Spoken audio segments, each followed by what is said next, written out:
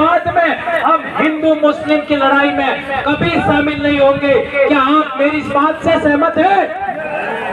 हाथ ऊंचा करिए और शपथ खाइए, आज के बाद हम कभी हिंदू मुसलमान के दंगों में नहीं जाएंगे। और एक बड़ी बात मैं बार बार कहता हूँ, यदि आदिवासियों को इस देश का हुक्मरान बनना है, इस देश का शासक वर्ग बनना है, तो आदिवासियों को आदिवासी बनाम आदिवासी की लड़ाई से भी छुटकारा लेना चाहिए। चाहे हमारा भाई हमें कितना भी गाली देवे, चाहे हमारा भाई कुछ भी कहे, हमें यदि आदिवासी है तो उसके विरोध में वैर का भाव नहीं रखना है। 2500 साल पहले गौतम बुद्ध पैदा हुए, उन्होंने कहा था वैर से वैर शांत नहीं हो सकता। ध्यान रखो, 2500 साल पहले गौतम बुद्ध ने कहा था वैर से वैर शांत नहीं होगा, अवैर से वैर शांत होगा। ये बात हमें ध्यान रखनी होगी।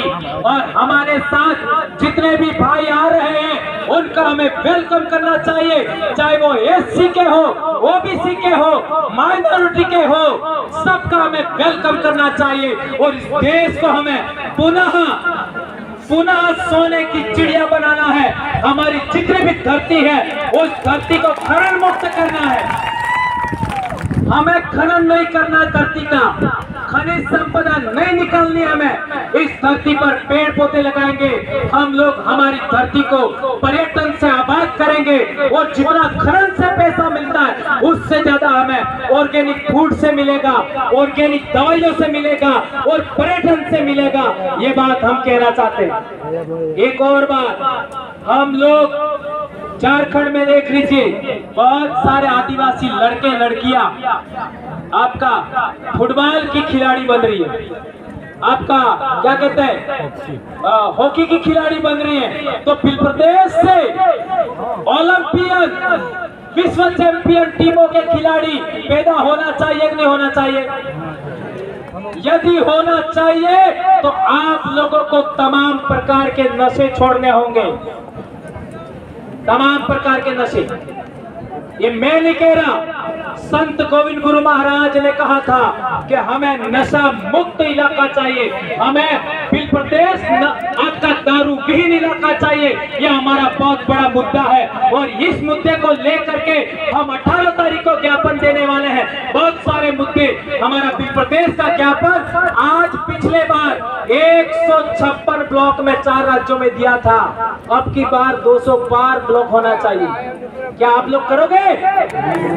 ये बात हमें करनी है। और एक इम्पोर्टेंट लास्ट बात, बहुत सारे हमारे वरिष्ठ कार्यकर्ता भी यहाँ मौजूद हैं, जिनको हमारे मध्य प्रदेश के भाई धर्मेंद्र भाई बाकी है, हमारे अनिल भाई बाकी है, हमारे दोनों एमएलए साहिबान बाकी है, और हमारी एक अभी बहन आई कल्पना जी वो बाकी है, और बहुत सारे लोग बाकी है। उनको सुने बगैर आप लोग यहाँ से नहीं जाएंगे। और एक इम्पोर्टेंट बात सदा याद रखनी है, हमें आदिवासी बनाम आदिवासी नहीं लड़ना है, नंबर 1।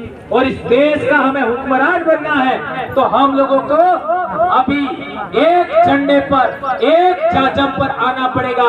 आदिवासी एकता कायम करना पड़ेगा, कमेरा कौम की एकता कायम करना पड़ेगा, दलित वंचित पीड़ित सभी लोगों की एकता कायम करना पड़ेगा। और एक चीज हम चाहते हैं, हमारे लोगों को फैशन का बहुत शौक है, कपड़े पहनने का, सेल्फी लेने का, रील बनाने का, गहने पहनने का। तो हम आने वाले समय के अंदर ब्यूटी कॉन्टेस्ट भी रखना चाहते हैं।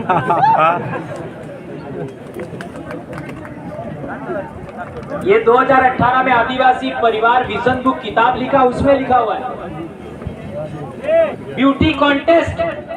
और ब्यूटी कॉन्टेस्ट के 5 चरण होंगे उम्र के अनुसार, क्योंकि बूढ़ी महिलाएं हैं जो 50 के आसपास, उनका भी ब्यूटी कॉन्टेस्ट होगा, सबका होगा, बच्चों का भी होगा, हमारे आरची की उम्र की बच्चियां उनका भी होगा, लड़कों का भी होगा, लड़कियों का भी होगा। क्योंकि होली पर हम लोग ये आयोजन करते हैं बिल प्रदेश रूपाली, तो कितने हमारे पुरस्कार भी वगैरह सब होते हैं, ये सब आप जानते हो। यदि ब्यूटी कॉन्टेस्ट में आप शामिल होना चाहते हो तो आपको 3-4 के अलावा कोई व्रत नहीं करना, सब व्रत छोड़ दें। कौन से? एक तो पूनम, एक असगाड़ी 11, एक होली वाला और एक पीपड़ा वालों। इन 4 के अलावा हमें कोई व्रत नहीं करना है।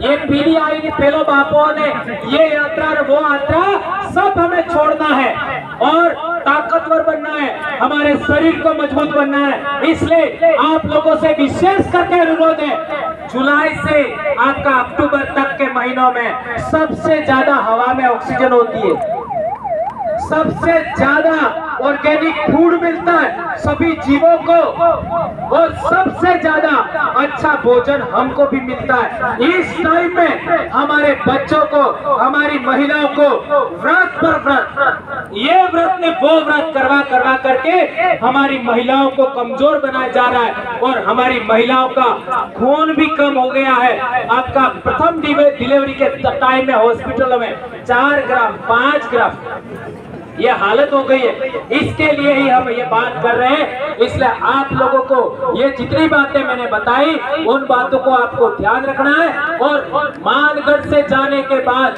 कसम खाइए कि आज के बाद हम किसी दूसरे टेंट के नीचे नहीं बैठेंगे।